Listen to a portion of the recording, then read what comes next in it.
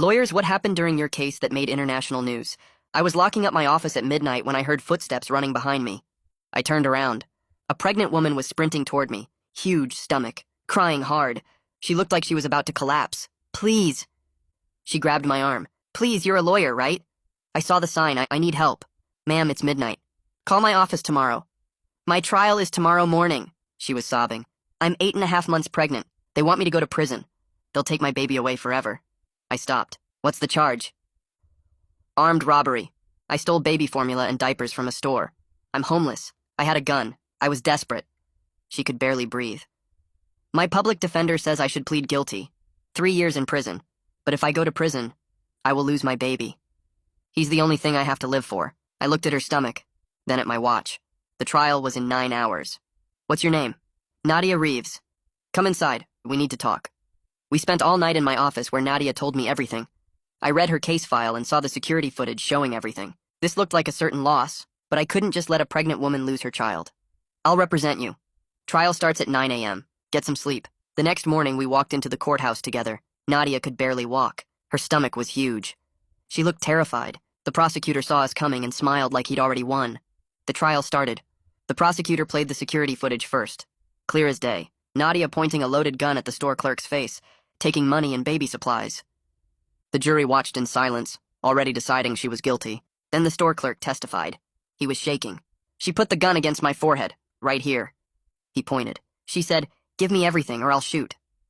I thought she was going to kill me. I stood up fast. Your Honor, my client was desperate. She was homeless and pregnant.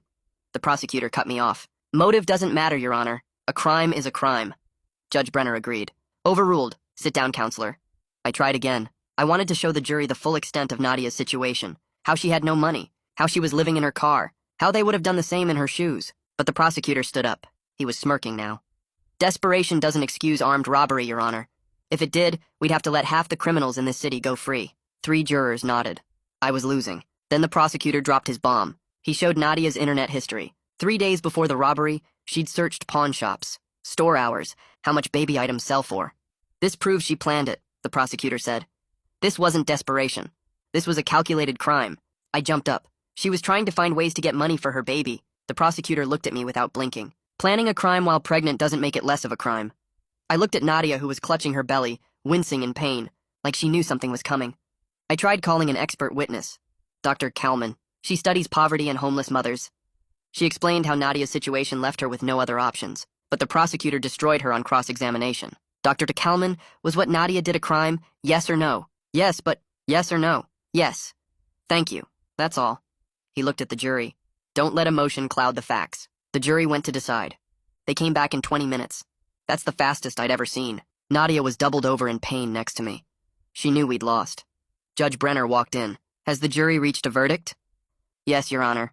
The judge opened the paper. In the case of the People versus Nadia Reeves, we find the defendant. Nadia suddenly screamed. She grabbed her stomach and fell backward. Her chair crashed to the floor. I'm giving birth, she screamed. The prosecutor jumped up. Your Honor! She's faking it. She's trying to manipulate the jury. But Nadia's water had already exploded everywhere, gallons all over the floor. She was crying and gasping. The prosecutor went completely still. All the color drained from his face. Get an ambulance! Judge Brenner screamed. Paramedics burst in 10 minutes later while I held her hand. They loaded Nadia onto a stretcher. She was screaming now, in pain, terrified. She grabbed my jacket. You're the only one who showed me kindness. Please don't leave me. I climbed into the ambulance with her. I'm not leaving you. The doors slammed shut. Sirens blaring. We raced toward the hospital. Nadia was squeezing my hand so hard I thought my bones would break. She was having contractions every minute. I'm scared, she cried. What happens to my baby? We're getting you help. Just breathe. I coached her using techniques I'd learned from my wife's delivery. We pulled up to the emergency entrance. I started helping the paramedics rush her inside. That's when I saw them, the prosecutor, and 6 federal agents in suits, right behind us. Stop! The lead agent cut in front of us and blocked the hospital doors. Nadia Reeves needs to be handcuffed to the bed before she gives birth. She's a convicted felon. Are you heartless or just stupid? I yelled, tried to shove past him. The 6 agents instantly grabbed my shoulders and held me back. The prosecutor stepped forward. She's getting cuffed to the bed. And when she gives birth, we're taking that baby and sending her to prison. I looked back at Nadia on the stretcher, crying in pain and frustration. I yanked my shoulders free from the agent's grip and shoved past the lead agent's outstretched arm. I planted myself directly between him and Nadia's stretcher. My voice dropped low and steady. If he touched my client before I reached Judge Brenner, I would personally have his badge reviewed for interfering with emergency medical care. The agent's hand moved toward his radio. He hesitated. The paramedics started rolling Nadia toward the doors anyway. Everyone had to move or get run over. The agents scattered to the sides. The prosecutor jumped back. We pushed through the automatic doors into the emergency entrance. Hospital staff swarmed around Nadia's stretcher instantly. Nurses checked her vital signs. A doctor asked rapid questions about her contractions. How far apart? How long? When did her water break? Nadia could barely answer through the pain. I pulled out my phone and speed-dialed Judge Brenner's emergency line. My hands were shaking. The prosecutor followed us inside with his phone already out. He was clearly calling his own people for backup. The 6 federal agents formed a wall near the automatic doors. They positioned themselves like they were guarding a maximum security prisoner instead of a woman in active labor. Judge Brenner answered on the 4th ring. His voice sounded tired and annoyed. It was past midnight. I explained fast. My client went into active labor before the verdict was read. Federal agents were demanding she be shackled to the hospital bed during delivery. His tone changed immediately. It got sharp and focused. He told me he was issuing a verbal order right now. No restraints were to be used until he could hold an emergency hearing in the morning. He wanted the prosecutor on the line in 60 seconds to confirm he heard it. A nurse started rushing Nadia through double doors toward the labor and delivery unit. I had to jog to keep up. I was still on the phone with Judge Brenner. I hit the speaker button so the prosecutor could hear. The prosecutor's jaw was tight. He acknowledged the judge's temporary order. But he immediately started arguing. Nadia was a flight risk. She needed some form of custody supervision even during labor. Judge Brenner cut him off. Medical emergency took priority. We could discuss supervision after the baby was born safely. The call ended. We reached a triage room. A doctor was already inside waiting. She introduced herself as Dr. Beckwith. She immediately began checking Nadia. Nadia was crying and gripping the bed rails through another bad contraction. Dr. Beckwith looked up at the crowd filling her doorway. Lawyers and agents packed the entrance. She stated firmly that only one support person could stay. Everyone else needed to wait in the family area. Nobody was discussing custody or criminal charges in her labor and delivery unit while her patient was in active labor. The prosecutor tried to argue. He needed to maintain chain of custody. Dr. Beckwith cut him off with the kind of voice that came from delivering babies for 20 years. Her patient's medical safety was the only custody she cared about right now. I stayed in the room as Nadia's attorney and support person. Hospital security firmly walked everyone else to a waiting area. I could see the agents through the window. They positioned themselves outside the unit entrance like guards. Dr. Beckwith checked Nadia's progress. Contractions were coming every 3 minutes now. The baby was coming fast, probably within the next few hours. That meant we had almost no time to handle the legal nightmare waiting outside those doors. I pulled out my phone and started texting. Jude Adkins was a colleague who handled family law and emergency custody cases. I needed backup the moment this baby was born. Child Protective Services would get involved immediately. Between contractions, Nadia grabbed my hand hard. She asked what was going to happen to her baby. Her eyes looked wild. The fear in them cut deeper than any physical pain she was feeling. I told her honestly.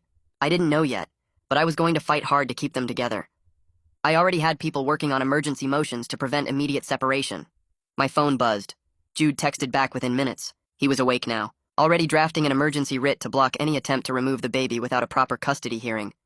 He was also reaching out to a program director he knows, someone who runs a home for mothers in legal trouble. His quick response steadied me. I focused back on Nadia. She needed someone to breathe with her through the next contraction, not someone panicking about legal strategy. Dr. Beckwith finished her exam. She announced that Nadia was moving faster than expected. Then she turned to me and spoke quietly.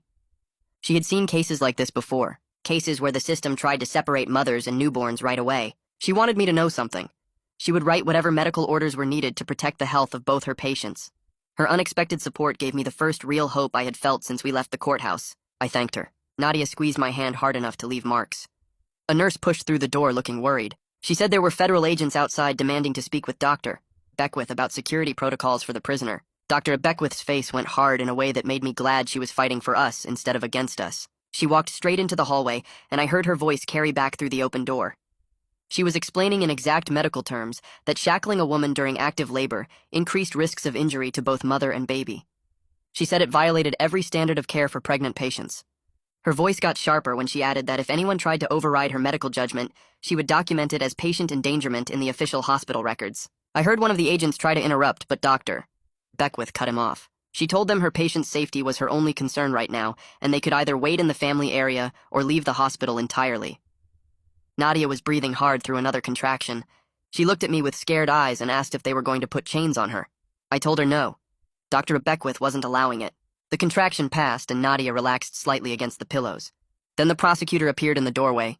He looked frustrated and tired. He said we needed to discuss custody arrangements now before the baby was born, because CPS would need to be notified and present for the delivery. I stood up fast and walked into the hallway to keep the argument away from Nadia. I told him we could coordinate with CPS, but any discussion about removing a newborn from its mother needed to wait for proper legal process. This wasn't the place to make those decisions. He stepped closer and lowered his voice. He said Nadia was about to be a convicted felon facing prison time. The state had an obligation to protect the child from an unstable situation. I felt anger flash through me but kept my voice level. I told him she hadn't been convicted of anything yet because the verdict was never actually read. That meant legally she was still presumed innocent until a judge entered the verdict. The prosecutor's expression changed slightly. His eyes narrowed like he was running through the legal procedure in his head. He realized I was right about the technical status. The jury had reached a verdict, but Judge Brenner never officially entered it into the record before Nadia went into labor. He stepped back and pulled out his phone. He said he needed to make a call. I ducked back into the room to check on Nadia. She was gripping the bed rails through another contraction. Dr. Beckwith was monitoring the baby's heartbeat on the screen. My phone buzzed in my pocket. It was Jude calling. I stepped back into the hallway and answered. Jude told me he had just filed an emergency motion with family court requesting a hearing before any custody decisions were made. He said he also confirmed that someone named Clementina Rutledge, who runs a mother and baby residential program, had a bed available. If we could convince a judge to allow supervised custody instead of foster placement, we had a real option. I felt hope rise in my chest, but I knew we were still facing a huge battle. The system almost always defaults to separation in cases involving mothers who might go to prison. Jude said he was working on getting all the program documentation together for the hearing. I thanked him and told him to keep pushing.